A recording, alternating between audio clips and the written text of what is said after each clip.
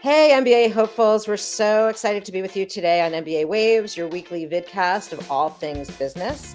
We're here live on LinkedIn, YouTube, and Twitter, bringing you tons of content about applying to business school and applying to MBA programs and getting in up close, personal, and intimate with many of the schools and even the test providers as we are today. And don't forget to like, subscribe if you want to get more content from MBA Waves.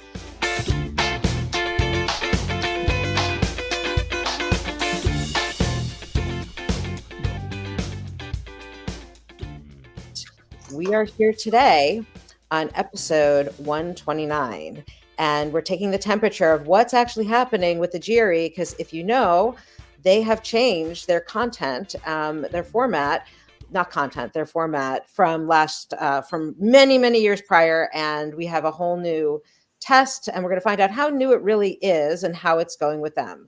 So we want to know, has the test been received well? How are students enjoying it? How are they performing? We want to know, is there anything new in the works in terms of study material or the test itself? And are there any lessons learned from the test and the rollout? So as always, I'm here with Krithika and Eric, my co-hosts. Good to see you guys.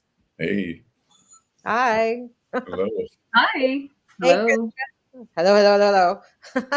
So we're also joined today by a seasoned guest. We're really happy to see you, Jay Bryant, over here from the ETS, and you're the Associate Director of the Business School Relations, Western USA and Canada, and that's a mouthful. So Jay, welcome back, and please remind our audience exactly what your role is, and it's really great to see you. Sure. Well, but before I talk about my role, I'll talk about past roles, which got me to the role I'm in today, if that makes sense. I have my MBA. I got it, I hate to say it, but man, I think I graduated almost 20 years ago. But a little more than 20 years ago, I was going through what a lot of the folks that are listening in today were going through, looking at where I was going to go, what I was going to do. Wound up getting my MBA at Thunderbird School of Global Management, part of Arizona State now. And they hired me on when I graduated because I had an undergraduate in education. And then I studied marketing in my MBA and just stayed on and did recruiting, a lot of international recruiting. So I've worked in just about every continent. I don't think I ever recruited in Antarctica, but everywhere else we did. And did that there for about 10 years. I did oversee international student office, financial aid, admissions, recruiting, and student affairs in my time there. So admissions was the whole time. The other things kind of came in and out. Really awesome opportunity there, and then moved over to UC, University of California in San Diego, which was still about a 10-year-old school at that point, still getting in to be known in the market, and did the same thing over there. We had a lot more domestic students than international students, but still did very much the recruitment around the world, and loved it. So ETS was wanting to connect more and more with business schools, as more and more business schools were taking the GRE for admissions. And I served on an advisory board for them, and in some discussions realized, hey, there's some potential over here. So I jumped over to work for ETS. I work mostly with the GRE. There's a number of other products that the schools work with, but on a prospective student side, certainly the GRE is the one you'd know most, international students. TOEFL is the same organization. I don't work quite as much with it, but certainly have and do, and very familiar with the test. So, which also went through some changes in this last year, shortening the TOEFL. So it's been a busy last year and a half for us, getting all those tests together and ready for the market.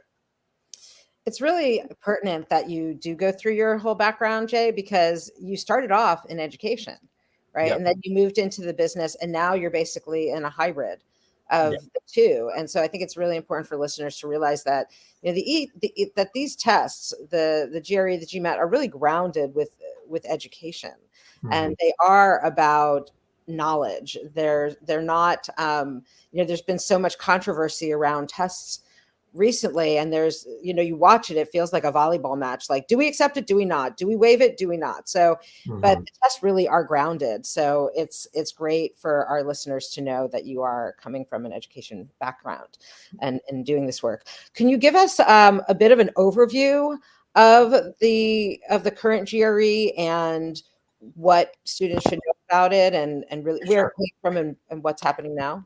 Sure. And in the start of that, I want to respond a little bit to what you just said, which is the GRE, the GMAT, the SAT, whatever test it is that you're taking for admissions.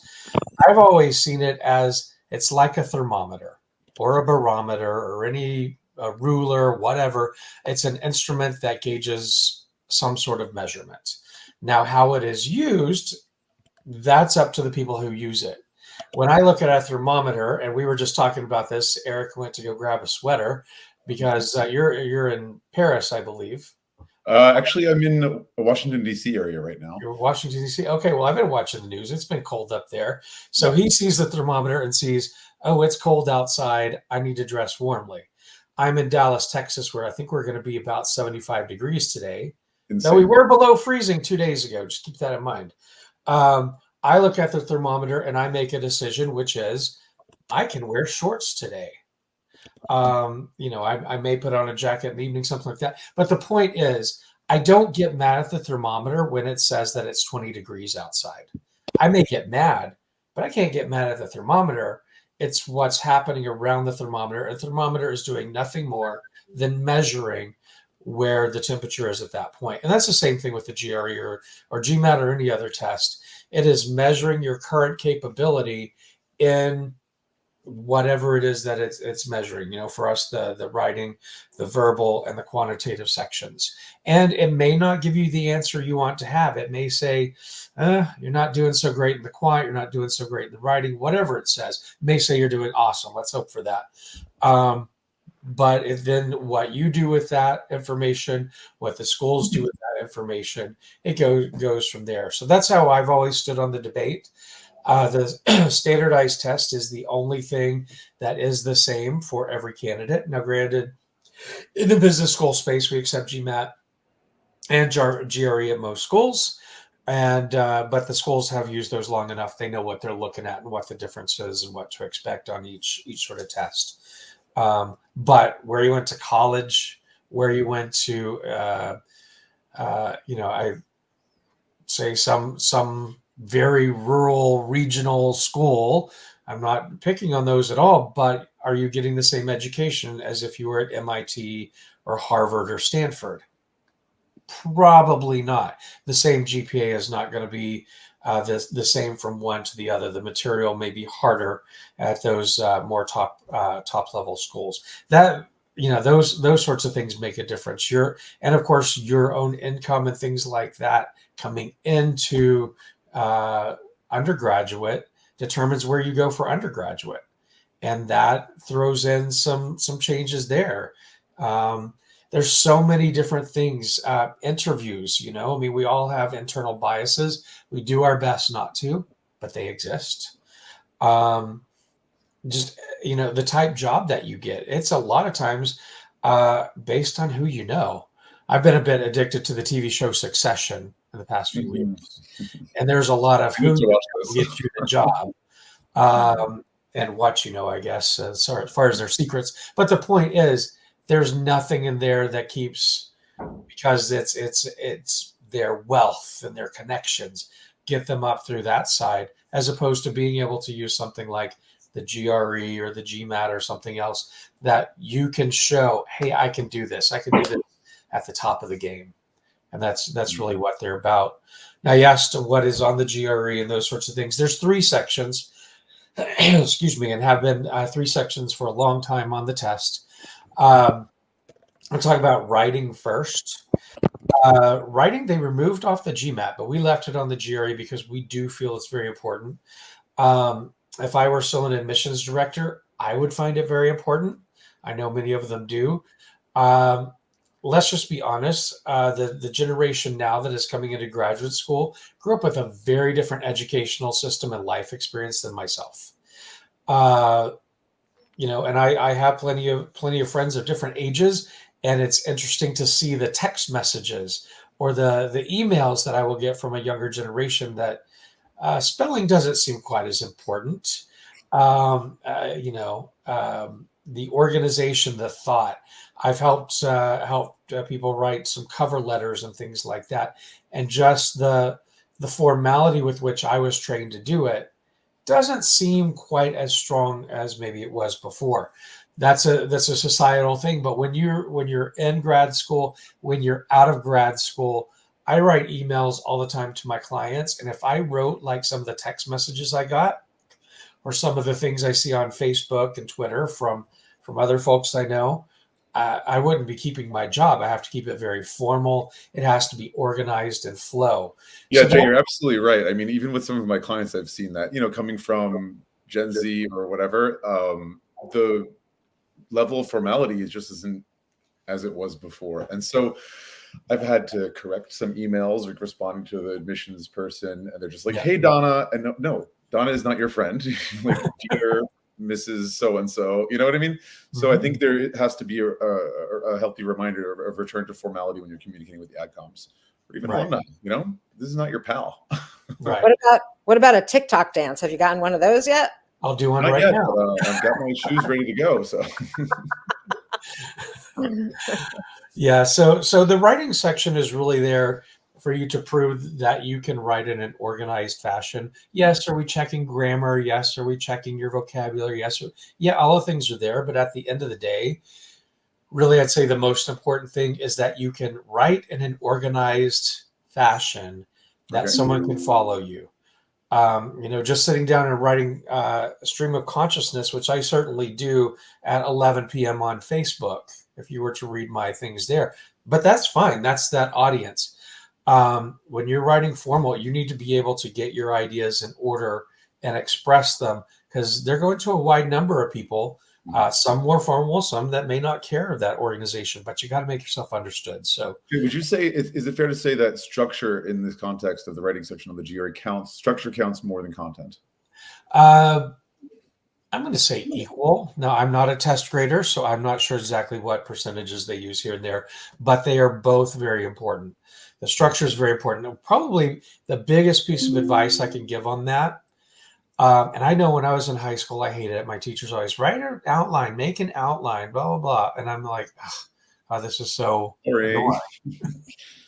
Um, but then I started teaching high school and I taught Spanish, but I taught AP level Spanish, which meant my students had to write. Ironically, the AP tests go through ETS as well. I wound up being an ETS Spanish AP test grader. Who knew?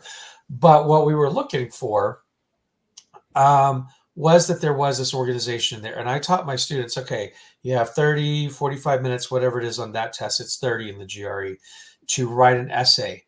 Take 30 seconds and make an outline. You don't need more than 30 seconds. And it can be each bullet can be 1 or 2 words and just move on. But if you just go in there and start writing, you're going to get new ideas in your head and they're going to come out right in the middle of nowhere and just really kind of make your essay kind of come out a little funky. So moving on from that, the quant section, I think, and probably even true if I look back 20 years ago to the GRE, that it was testing your vocabulary, and it was a lot of that synonyms and antonyms and similes and things like that, which aren't on the GRE anymore. I hear that all the time about the analogies and stuff. I'm like, that hasn't been there in a long, more than well over a decade at this point. But what it is checking is that you can understand what you're reading. You can evaluate it, come back with what are the meanings here, what excuse me, we most all of us have done read that paragraph, what's the main idea. It goes a little more in depth with that, but that's a big part of it, is just understanding what you're reading. I don't know if you knew this, but every reading passage on the GRE comes from the real world. We do not write those to torture you. We find those, I can say we, like I'm writing the test. I don't write the test. Our test developers get these, pull them into the test, and then ask questions which are actually pertinent to it. Like, what's the author's feeling on this issue, or what sentences in here will do that, or show that. Now, there are other parts where you're putting words in to paragraphs and choosing the right word based on their meaning and things like that. So yeah, there is a little bit that's vocabulary tested, of your vocabulary testing there, but it's not what it used to be 20 years ago. That's where I'm going with that. Mhm. It's really getting your understanding and comprehension of the language, use it, and can you prove that you understand what you're reading? We've all read things that we go back and like, I just read a whole page and have no idea what it just said. That's what you want to not do on the GRE. Quick question, Jay. Do they do any edits? Do they do any edits to the essays and the things that they put in the reading? Do they do edits? Not that I'm aware of. I think they're straight from the real world, newspapers, online articles. I'd say quality sources where they know they're getting things that were written by people who are good writers. Thanks. Finally, talking about the quant section, depending who you are, this could be the most intimidating section. Maybe it's your favorite section. I know for me, I was a liberal arts major in undergrad. I came in and took that quant section. Granted, at the time that I was there, I had to take the GMAT. I didn't have a choice. Not true these days, but very, very similar in the fact that what it's doing, it's not just testing, can you add and subtract and multiply? You know what? And I point this out every time because you get to use a calculator on the GRE in the quant section, not true on the GMAT. And I think back to my teachers who told me, it's not like you're going to have a calculator everywhere you go when you grow up. We get the last laugh on that because I got one. That's my iPhone right there. 1, 2, and then my computer 3, a second computer over here 4, and my iPad is just right over there. So I got 5 calculators right here. So that's not about that. It is about, can you take an issue, some sort of problem, and figure out how to get to the answer. I would always laugh and say, because seems like there's always some question about Farmer Bob and he didn't take all the measurements he needed. I'm like, well, he should have thought about that when he was doing that. But now I got to use geometry to figure out the answer he missed. It's things like that. Like what formula do I need to use here? What are the principles of geometry? What algebra could solve this problem? Recognizing in the words of the problem what I need to do to solve it. And that's really more what the quant section is about. It's not, can you do math? It is, can you use math to solve real world type problems? So Jay, what I'm taking away is you summarize the case for standardized testing very nicely. And especially, I always feel that when you can write well, you can think well. Mm-hmm. And you also kind of showed how GRE would be something that can be used to prep for grad school. And a lot of people were very happy when GRE was made shorter in September of 2023 last year. So can you tell us more about how these changes have actually affected the test takers and how many are taking it and what's happened? Sure. Well, I don't have exact numbers that I can share at this point on how many are taking it. I will say it is going well. I can say that much. I can say in this last year, we've got numbers together. Each year, the number of submissions of GRE to programs has gone up. If you include all programs within business school, business analytics, finance, MBA, everything, it's about 50-50 at this point.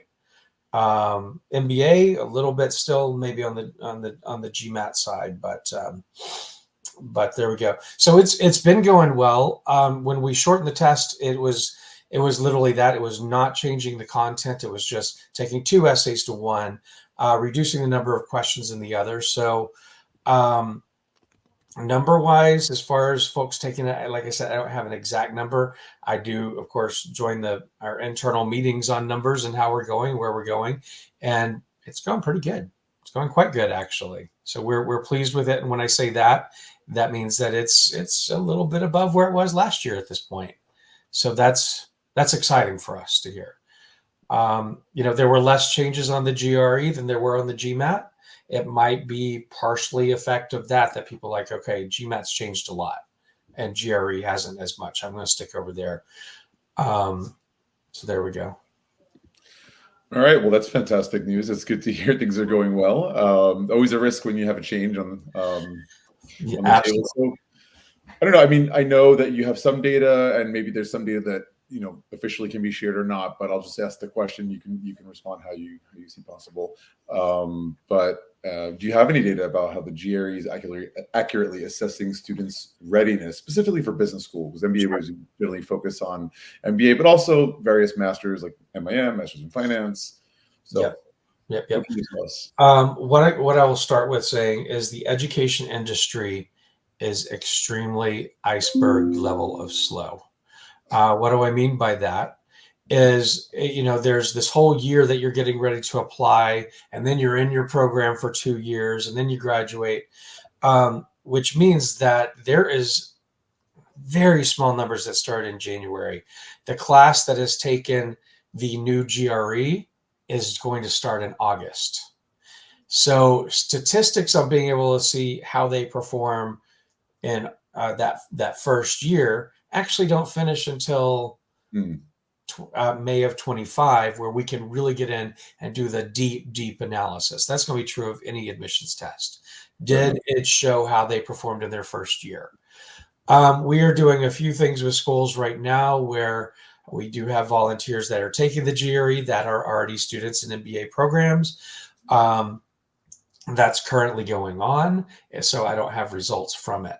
What I can say, we did very little change to the content of the GRE.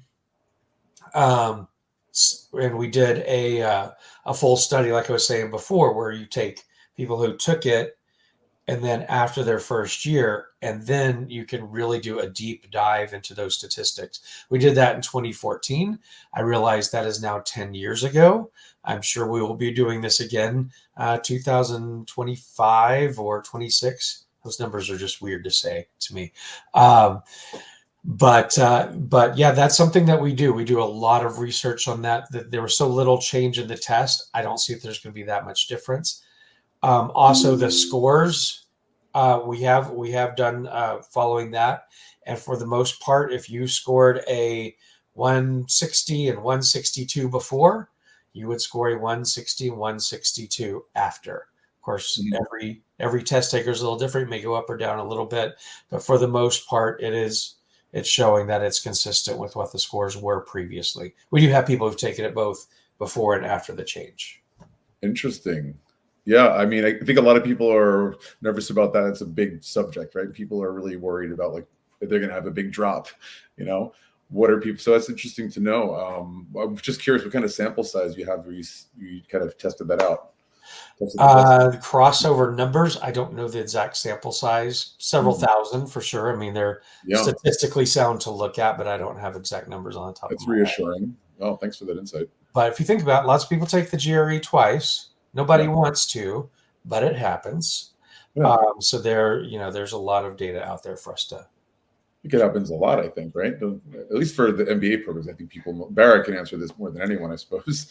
Yeah, I mean, when any prospective student that we speak with, we tell them you can plan on taking the test at least 2 times, whether it's the GMAT or the GRE, because the first time is almost a test run. No matter how prepared you are and how much you studied, it's still a new experience, and so it's worthwhile to just assume that you're going to be taking it twice. Mm-hmm. Absolutely. So I have a question, Jay, about the way that the test is set up and how the first quant and the first verbal sections, they seem to be slightly shorter than the second sections. Is that correct? Can you talk a little bit about the reasoning for that?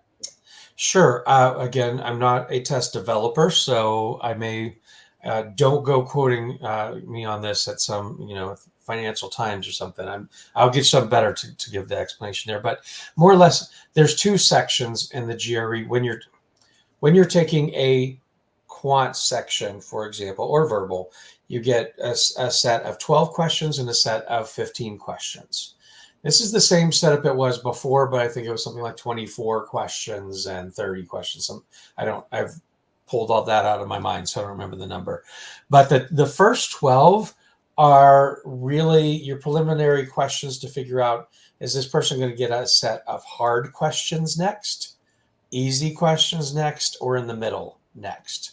I've described it like, hey, this is, it's almost like the going, if you're looking at like sports, if you perform really well in the tryout section, you're going to go up and, hey, you could be in the NFL or professional sports. Then there's those of us who are going to wind up on a club team, like just for fun on Saturday. You can still win your section of your club section down here and do fine. But the Super Bowl, which we just had here recently, to win that, you got to, go from this first section to the second section. It's harder and be at the top of your game in that. So Are really, you saying if I date Taylor Swift, I'll have a better GRE score? Taylor Swift, he wasn't really playing the game, but if we are talking musicians, I'm sure she's in that top box as a professional. Smart cookie either way. Exactly. So really that's what's doing. And then you can think that second question, that second set, maybe the low, if you got all of them wrong, you'd still get, I'm making up this number, but let's say you'd get probably still a 150 because you've proven that you're in the top set of test takers. You're not going to get a 130, but you're in here, this top set, but where in the top set? Are you, are you at the Super Bowl, or did you lose all your games this season? So that's kind of why there's a different number there, because that second one's really honing you in on your final score. The first one's setting you off on your next path. Yeah, and continuing on that thread, how there's a lot of emphasis on data insights on the GMAT. And in fact, they brought in the whole new section in.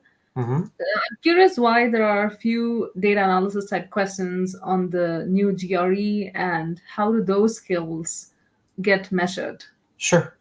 There are a couple questions on every test that are going to be data driven, where you're looking at a chart, a graph, or something, and having to use that information to come up with your answer. Again, it's using the math, looking at something and understanding how to use the math to get to the answer.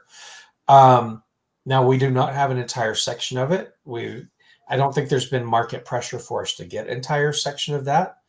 I will be quite frank, when I was on campus as the director of admissions and there was an IR score, most of us didn't pay much attention to it. Like, it's a good one, move on.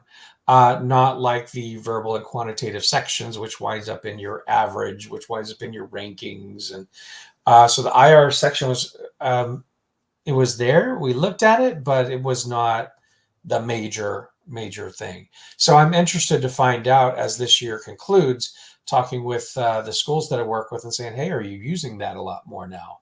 It is part of their overall score. So it does make a difference. Keep in mind the GRE is a test not just for business school, but also history majors and astrophysicists.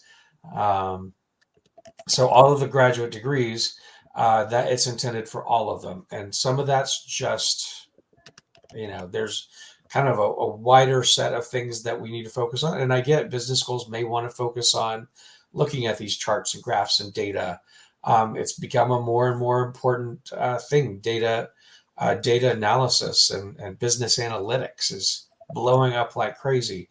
And I can get why maybe on that business section, that would be why they go there. Right now, business is about 13% of test takers of the GRE. So we've got the other, here comes the math, 87% of schools out there and applicants out there that aren't applying for business school. So business school has its input, but it's not the only one that we serve. Okay, that's good to know. And good job on the calculation, 87. I had my calculator for backup, though. All right, well, I'm going to get a little bit more technical now with some numbers here, so buckle up. All right. while each question, definitely requires different lengths of time, and that'll vary from person to person also. I know there's supposed to be an average of 1.5 minutes for each of the verbal questions, while 1 minute and 45 seconds for quant. So why is quant offered more? Personally, I would have guessed verbal more, because you have to read something and digest it. But yet the quant seems to be has dedicated to it a little bit more time, right? 1.75 minutes. So why is quant get more on average per question?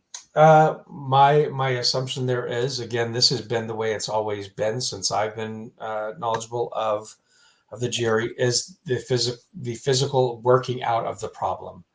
I can read through something relatively quickly, and I can, through that read through, figure out, hopefully, kind of the main idea and the author's intent and opinions and things like that.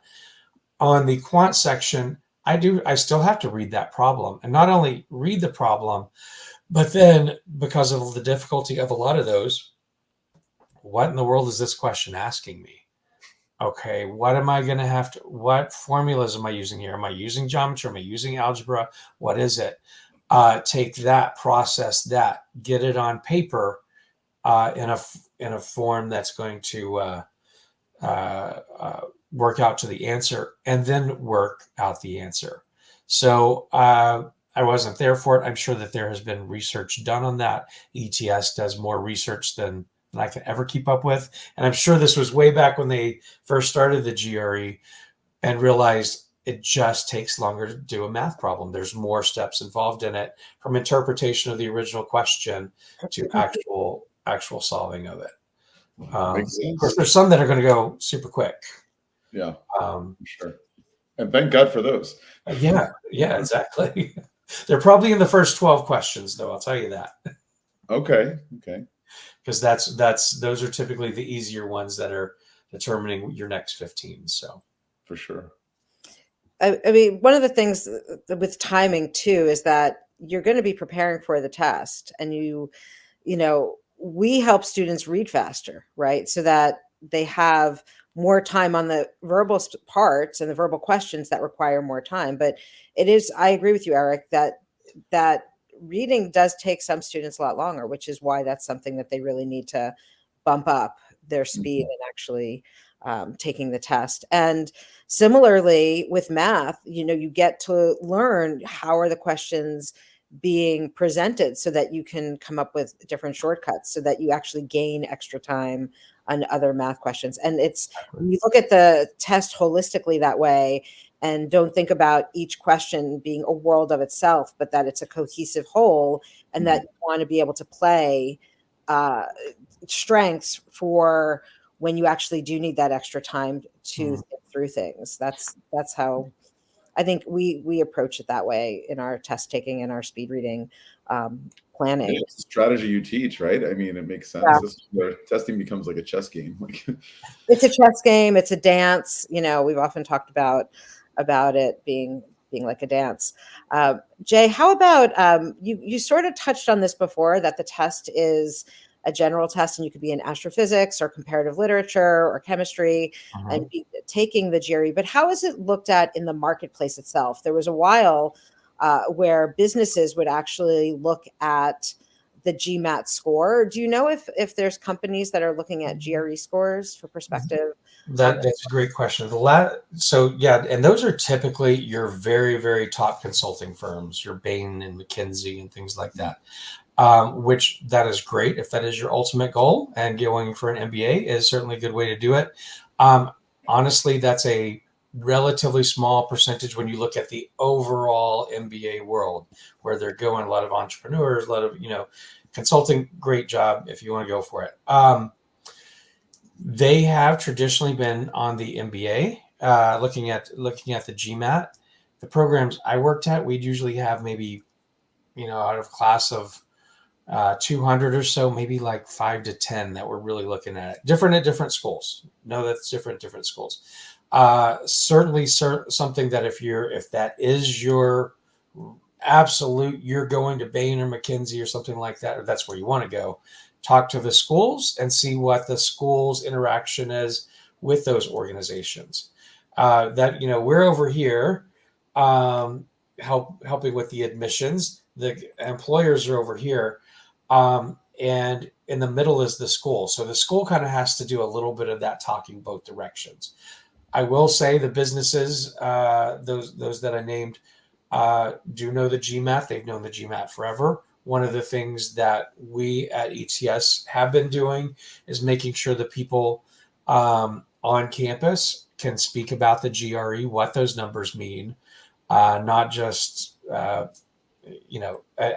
we actually call it fluency here at ETS on the business school team, partly because I was a Spanish teacher and I came up with the words. So, but I would say we need our client schools to be fluent in GRE.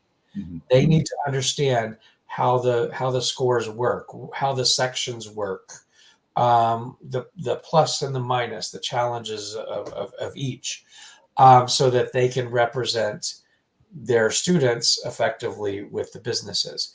And I'll tell you, those businesses are using it as a way to say, okay, we'll take anyone with this level of GMAT and higher, and not even look at the other resumes. It's very unfortunate, but they do.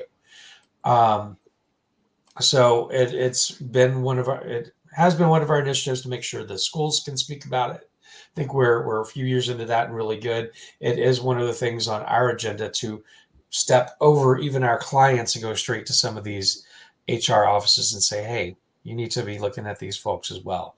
So in the meantime, it's the school representing you as well. But we're aware of that. It's a relatively small group in the overall picture of the MBA world that is specific to those organizations. I like the phrase fluent in GRE for the companies as well as schools. I know that we touched upon a little bit about GRE subject tests the last time we spoke to you. In the past years, obviously, you said like 13% of business school 13% of test takers are going to business school consider the GRE, and there's been a considerable increase in it. Is there a plan to specifically bring a GRE business test? No one's asked for it. I know that there's the subject tests in the GRE realm of biology and physics and different sciences, mostly, maybe a couple others. There's not really been a look for that. I think that if you were using that as an admissions test, I would have never applied for business school because I didn't even know what accounting was when I applied. True fact. A lot of MBAs, you're not supposed to know. You can, but you don't have to know all the business principles when you're applying. Maybe some schools do want that, but no, they want to see, are you smart? Can you figure out a problem? Can you be adept to any situation? That's what they're looking for. The GRE gives them some of the information on can they do the academic sort of math and verbal and writing, but that's what the rest of the application is also there for. No, I don't see that. I've not been asked by a single school about that. That being said, we do actually, with a number of schools, have what we call the major field test, and it's inside the program at graduation to say, have they learned everything that they were supposed to learn? And then schools can compare against each other and say, oh, we're in the top 10% of schools or scores for the marketing part or the accounting part. And that's something they do for their accreditation. But that's current students and a certain group of schools that do that.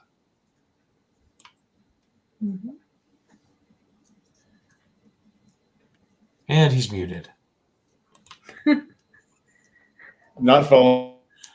Have some unexpected background noise I was trying to avoid. So what I was saying was, I'm just going to cut straight to it, kind of like the money question. Like, what are some factors people should consider when they're deciding between the GMAT and the GRE? Sure. The first, I will say, they're different price points. So think about that, especially if you're one who might have to take it more than once. You're multiplying that out. I think that'd be a good question to come up with. If you take the GRE 5 times versus the GMAT 6 times. On a train going 80 miles an hour. Exactly. So that is one. There is a price difference. The other thing, obviously, they have a section focused more on data, using charts and graphs and whatnot. We have a writing section. Maybe we'll kind of come closer to each other in the coming years. This COVID thing has kind of sent us all over the place. But maybe that will be more similar in the future. To me, though, the biggest difference is the format of the test, and that is on the GMAT, when you answer question number 1, it determines whether question 2 is harder or easier and sets you off on a path. Now, I do understand that they do have the opportunity to change 3 of your answers in a section. But if you think about it, while you're going through, you still had to go ahead and determine, is question 2 easier or harder, even if you go back later and change your question number 1. So it's still working in there somehow to you. Whereas on the GRE, you get 12 questions and then 15. And those 12 questions, you can move around, you can change your answers, all of that within the allotted time period. You see one that scares you, it's really challenging, skip it, do a few that feel comfortable, get the points for those that feel comfortable, and then come back to that one that scared you. You can't do that on the GMAT. GMAT, 1, 2, 3, 4, 5, in that order. Absolutely. So you're saying you can ease into the test better. Yeah. It to me, it's just a little less stressful. If I forget a formula, I can write that. Oh, question 3 was tough. I can come back to question 3, and it's not going to affect my overall score. In the GMAT, apparently you can change 3 answers now, but it still sends you on that path up or down as you answer that question or don't answer that question. To be fair, there is a sort of way of testing on the GRE that I think is a little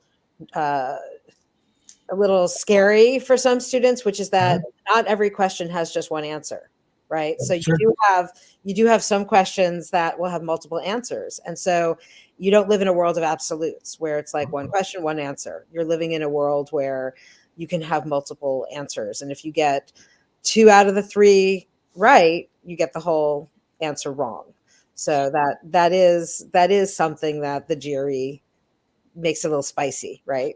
It does, and I get that. That does sound intimidating, but I also say we're testing your principle here. If you're doing an algebra problem, they often have, when you're dealing with binomials, they have 2 answers. If you know your algebra, it typically comes out with 2 answers, often one negative, one positive. On the questions that do that, it clearly states at the bottom and at the top, this question has 1 or more answers. Right. So yeah, that can definitely be a bit intimidating, but it's also, you got to show that you understand the whole principle, not just get 1 answer out of it. Right. Speaking of studying and getting ready for these tests, are there any plans down the pipeline for getting new study materials for students, and how would you advise folks to study? Sure. And this is my teacher self talking here. As I said, I taught high school, and my kids were going after the AP test. Let me take that first part of the question first. We have updated all of our testing material or preparatory material focused on the new test. Again, it's not new material, so if you're studying before, it's still the same stuff, but the sample tests and things like that have been shortened, so you get a feeling more for that. My favorite thing that we have out there is called GRE Mentor, and it's a program. You basically put in your test date, and it figures out how far that is away from you, and then it calculates, here's the things you need to be working on today and this week, and spreads it out for you, as opposed to if you just go get a book or something, it's just going to say, here's everything you need to learn, good luck. So it does set up a curriculum, an individualized curriculum for you to go through.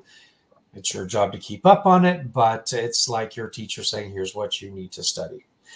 As far as, what I recommend, if I were taking the GRE today, when I took it, as I mentioned, I was a public high school teacher. I was not wealthy. I was not able to spend hundreds or thousands of dollars to go to a test prep place.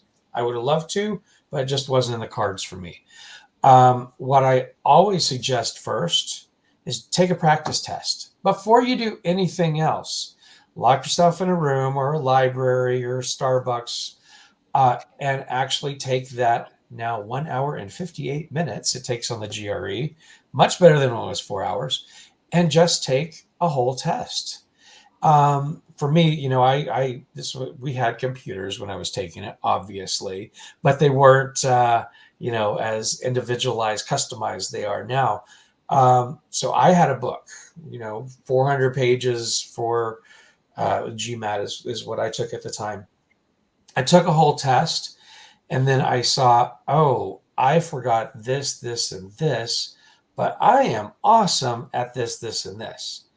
Do not, under any circumstance, waste your time at the things you're already awesome with. It may make you feel good. It may make you, like, oh, look how good I'm doing all this study stuff. Well, you knew that already. Go over here and study the questions that you missed. And I did it in a way, because this is how I did it in my classes as well.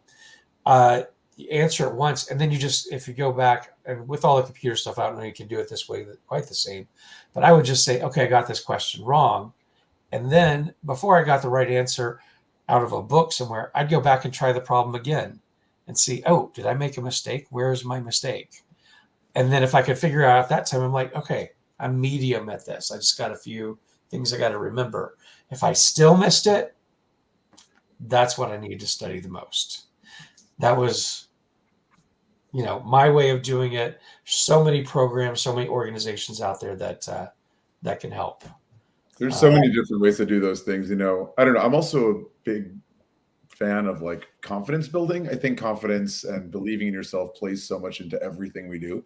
And so I totally feel you on like, oh, don't just do the stuff that's easier, that comes naturally to you, because you're not really improving much. You already know you're good at that. Yet having those small successes, I think, can keep you going for the hard stuff too. So there's some kind of balance to be struck. But again, everyone's different with that, right? Yeah. But it is important to look at what we call the four pillars of test taking success, which is content, strategy, time management, and mindset. And so a student can know all the material on the test, but if they don't have confidence, they feel that they can't take tests, then maybe it's just the confidence they have to work on, right? So it just really depends on the student. That's how we look at it. Is there anything else, Jay, that you'd like us to know about the GRE that we haven't asked you about? Well, I was going to, we were talking about time on each question a little bit earlier, and I wanted to inject, and I didn't get a chance at that point.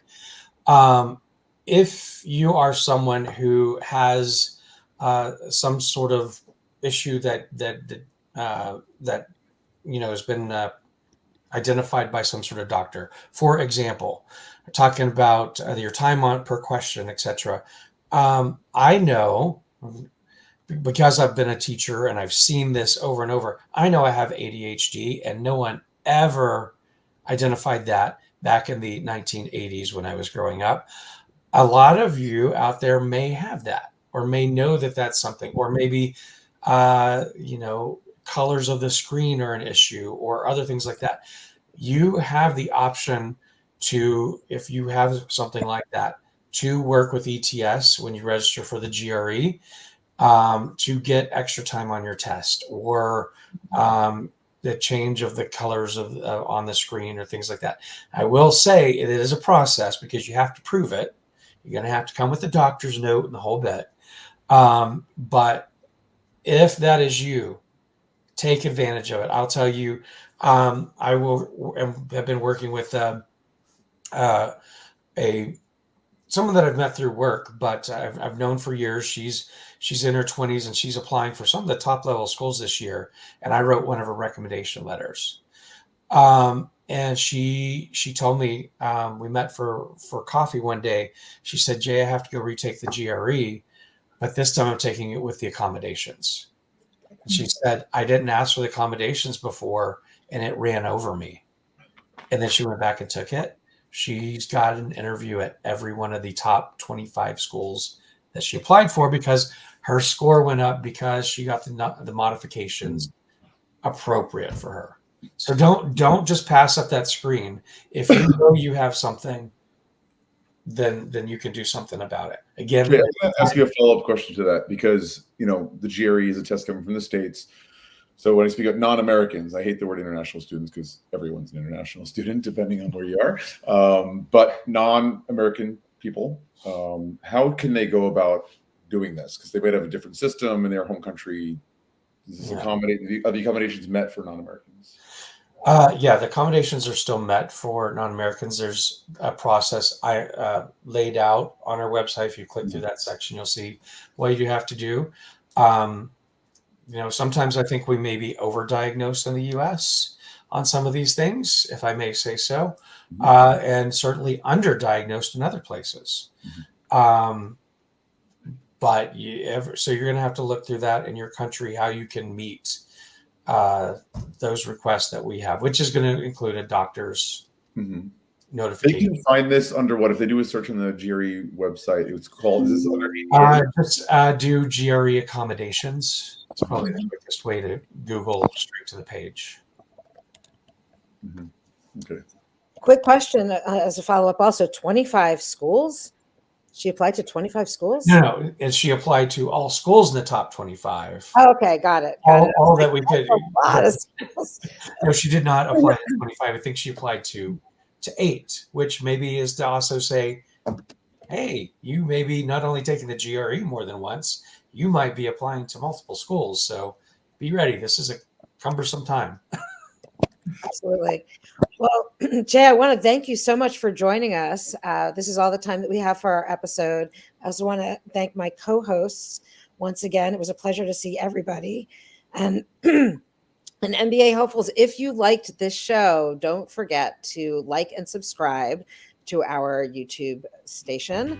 And if you want to stay above all of the trends and what's happening with the testing, with schools, with applying to business school, please follow us and come back and watch other episodes. And don't forget to check us out next week, same time, same channel.